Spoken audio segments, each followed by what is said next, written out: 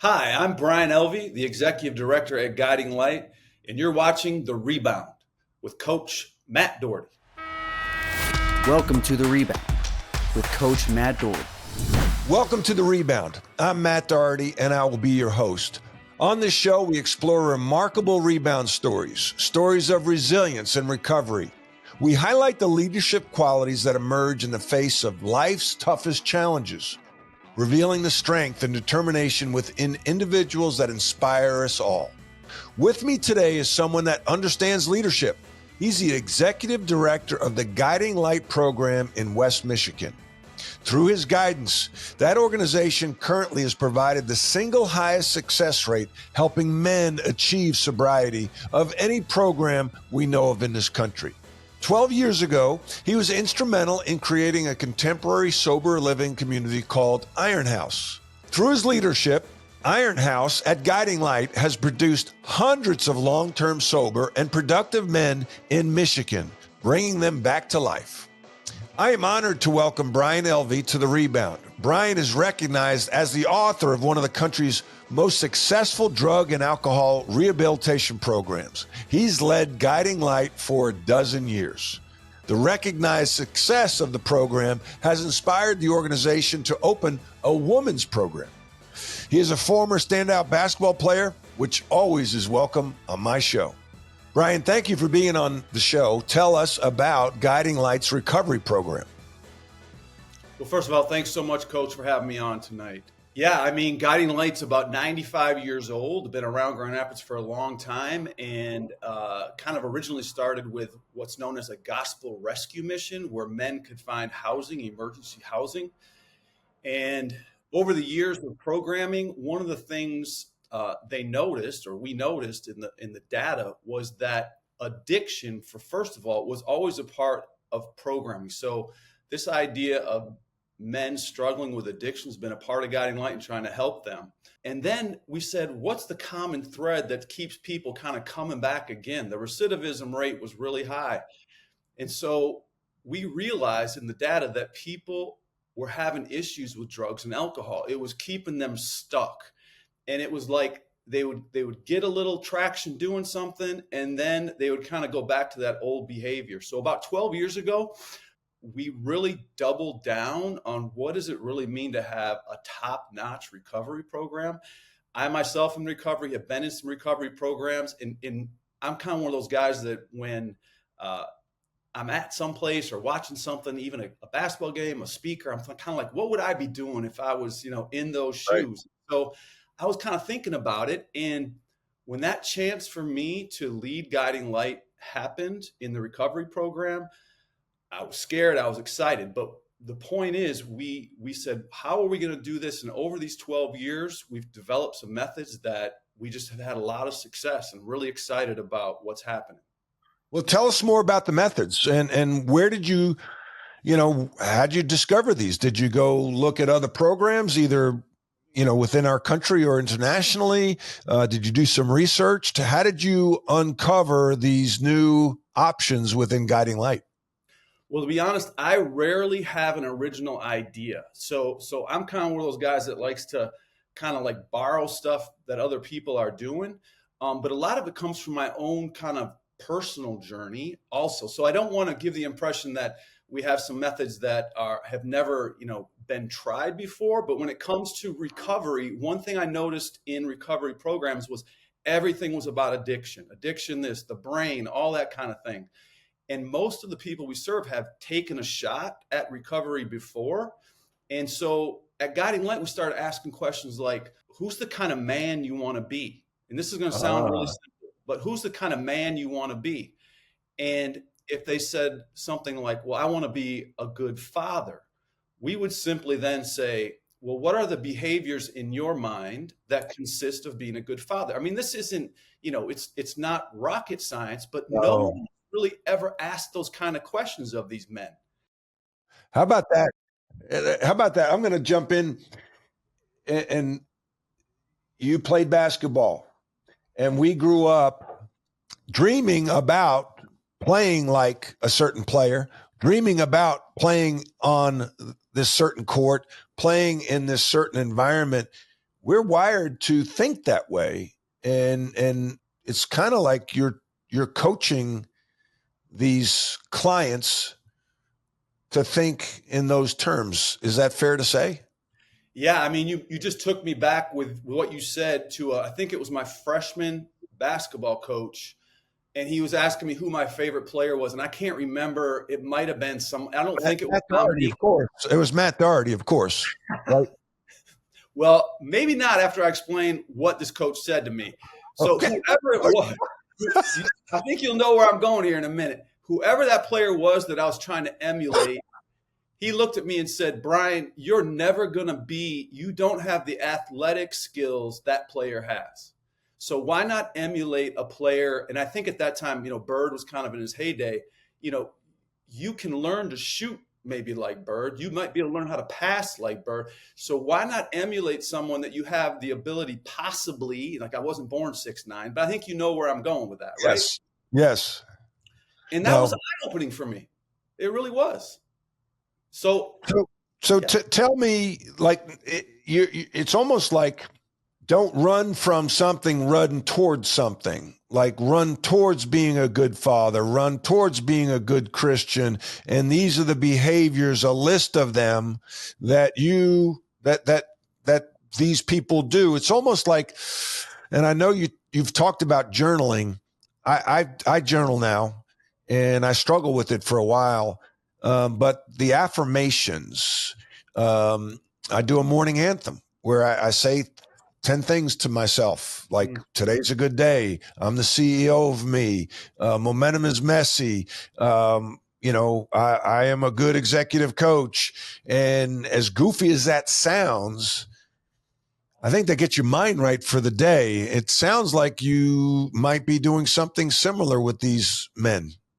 Yeah. So one thing we do with all the men, and again, the women's program started about 4 months ago, and they're doing the same thing. But when I speak about guiding light, sometimes I'll just use the word men, even though we're serving women now. Yep. Every day of the week, then we all get together at 7:25 a.m. Monday through Friday, and we do our morning ritual as a group. And that is simply each man gets in the circle. When it's their turn to speak, it's what are you thankful for today? A specific thing. And then what's your stance for the day? So, I'm always paying attention, like what's important to these men. And I think, some of the stances men had today, I'm just remembering off the top of my head, one was connection, one was love. And I'm thinking these are grown, ranging from 20 to 60-year-old men in this circle talking about they want to take a stand for the day around things like connection and love. And, it's pretty powerful stuff. Yeah. You're saying stand, right? Take a stand of the day? Stand or stance for the day. Yes. Yeah, gotcha. Yep. I've never heard that. That's very interesting. How is this paid for? Like if I'm, somebody struggling, is this cost and you call them clients. What does it cost a client to be in your program? Yeah, we typically refer to them as participants. But yes, so we are very fortunate. Grand Rapids, Michigan is an extremely philanthropic community. And it really was helpful that we had 95 years of kind of founding in Grand Rapids. So we're blessed to have donors that make this opportunity for men and now women because this program is free. What I tell people is, it's no cost to the participant, but there's a cost, and that is your commitment.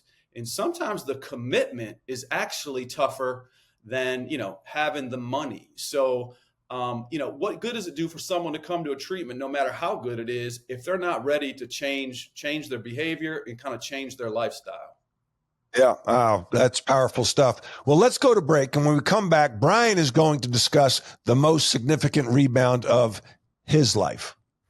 OMJ Clothing is an elite men's clothing store that provides a vast array of spectacular brands of men's lifestyle apparel for every day. Elevate your business upscale casual at OMJ. Success comes from standing out.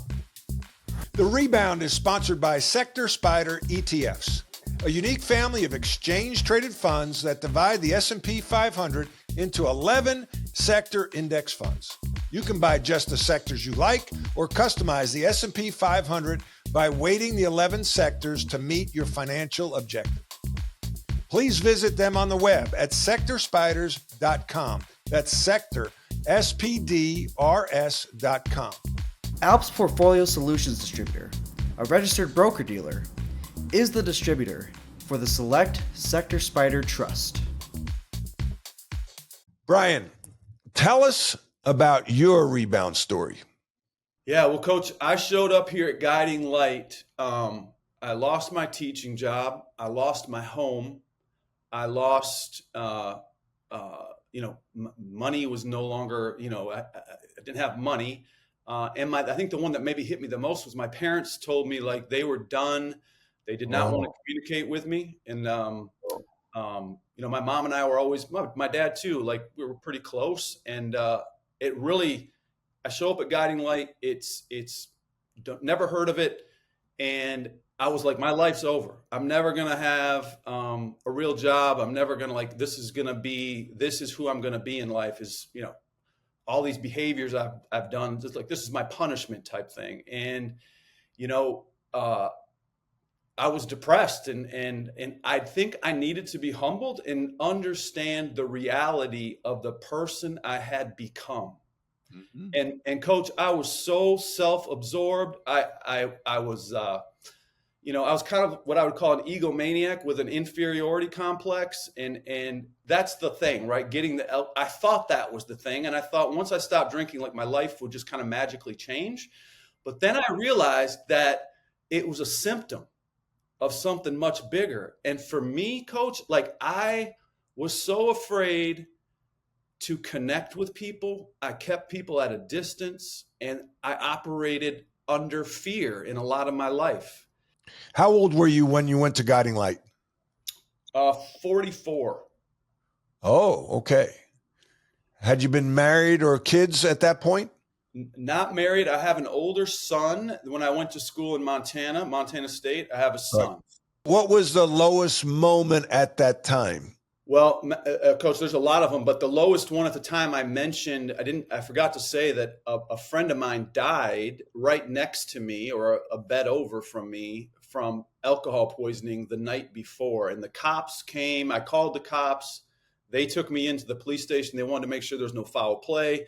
And so but the thing I need to say though, is I had been kind of fighting addiction off and on for about 15 years up to that point. So I would get sober a little bit, do some things different, and then I would get kind of sucked back into it. And, on my own. I'm not saying people sucked me in, but I did. What was the first time you got drunk or high? First time I got drunk was probably a junior in high school. But when I was my freshman year playing basketball at University of Detroit, I got kicked off the team. We were hanging out at a place in St. Louis, and the coach me and another player, he said, listen, we don't want you in the squad. You're flying back to Detroit today. And I lost that scholarship. And I thought my life was going to end then. And I didn't put it together that I drank differently than most people. How so? How did you drink differently than most people? Well, one's too many and 100's not enough? Exactly. Yeah. Exactly. Do you think your competitiveness as an athlete was bad for the habit of drinking? Without a doubt. Yeah. I faced that. I faced that. Like I'm going to be a better drinker than you. I'm going to beat you. You're going to drink a 12-pack. I'm going to have 13. And a friend of mine once said, one's too many, 100's not enough. And I'm like, yeah, that was me. It was either all or nothing. And so, it took me to waking up on a porch at the Jersey Shore one summer to realize I had a real problem and I needed to go get help. And that was 34 years ago. I hadn't had a drink since. Wow. And, the thing that I want to address, your life's impacted by three things: the people you meet, the books you read, and the trauma in your life. And you talked about the trauma of your parents basically kicking you, out of the family. That was traumatic, and you hit bottom, and now you had a chance to rebound. Tell us about the process of rebounding? It was scary. Like first of all, I never would have guessed my life could look the way it does today. So I didn't see it. I didn't see the possibility there yet. It took some time for me to even conceptually, see that as a possibility. But I think it was my first year sober. I was in a coaching class, a life coaching class, and one of the instructors tried to give me a hug when we walked in or something. This was down in Chicago, and I looked at him and I said something to him like, don't ever touch me, some type of macho, Tough and guy. You're a tough guy. Yeah. Intimidation, however you want to put it. And he brought that up to the class, and in this class you had to kind of talk about yourself, and they asked me the question, why are you so afraid to let people love you? Wow. And coach, I broke down. Like I didn't know what was happening to me internally, and I was scared, but I was a mess. And I needed to kind of acknowledge the fact that I was a mess before anything else could kind of change. Yeah. Yeah. You talked about earlier, you were afraid to connect, and you covered that up with the machoism and the drinking. Why do you think looking back now, why were you afraid to connect? Where did that insecurity come from?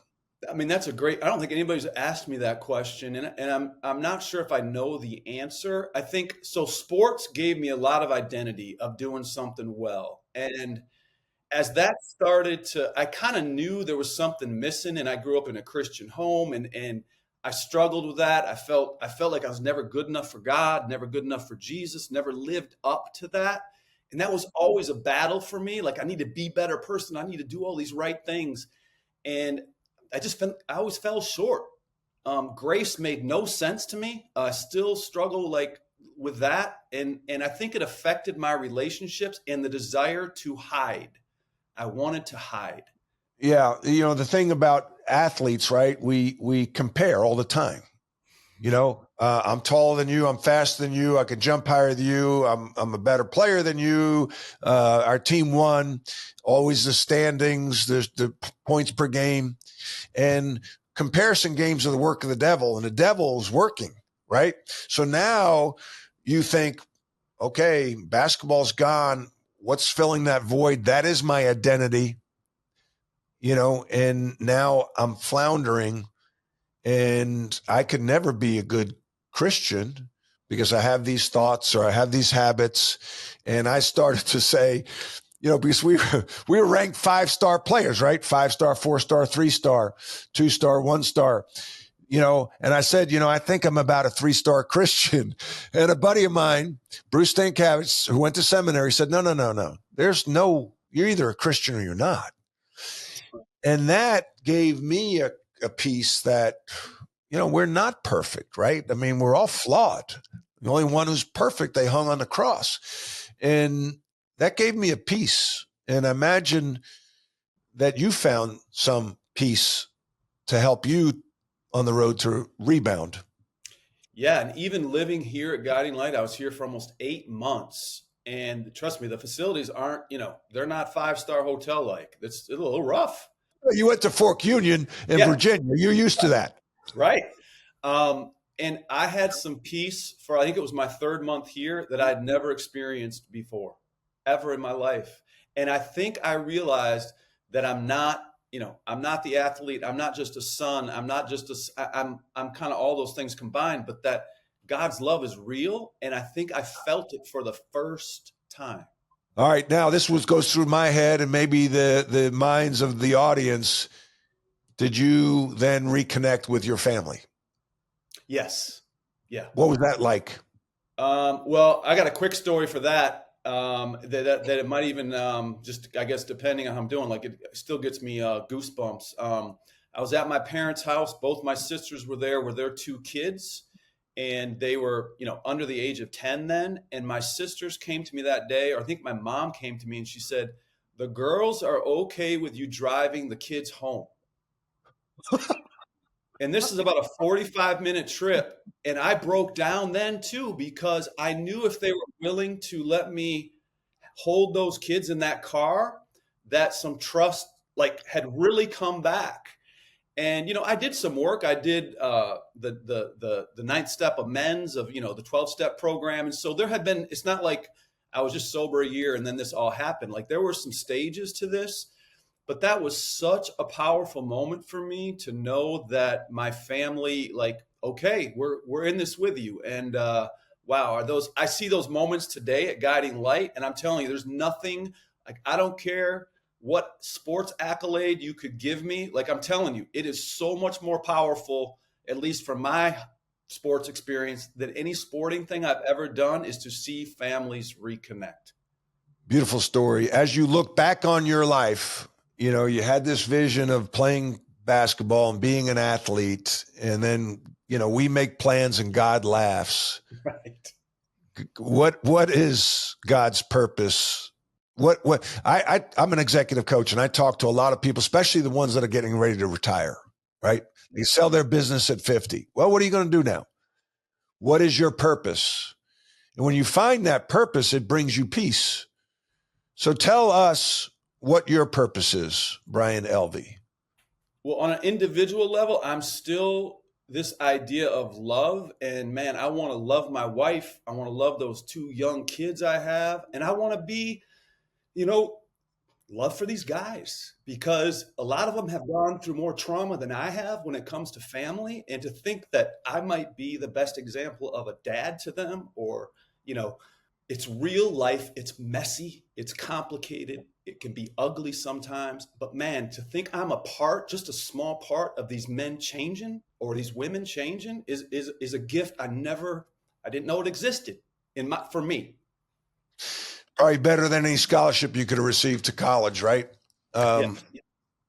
God's working through you. All right, last question. What question, Brian, should I have asked that I didn't? Maybe just the impact on the United States when it comes to addiction issues. I don't know if anything can be as divisive for a family like we just talked about than addiction, but it's an epidemic. It's a crisis. And coming out of COVID, there were a lot of statistics that alcohol sales had reached the highest it's ever been. Oh, wow. Yeah, the latest statistics on people with substance use disorder, the latest stats say that between 12 and 18% of the population over the age of 12 has a substance use disorder diagnosis. And that's, 3 to 4 people of your 20 closest friends are struggling with, they might not know it and they might not be talking about it, but it's happening. So it's a huge deal. Brian, thank you for joining us today and sharing your rebound story. Thanks, Coach. Leadership is a learned behavior. We all lead in some way, shape, or form. We all deal with adversity. And when you do, I challenge you to rebound. I challenge you to learn and grow. If you'd like to contact me, you can reach me at dohertycoaching.com. That's DOHERTY.com. Thanks for tuning in.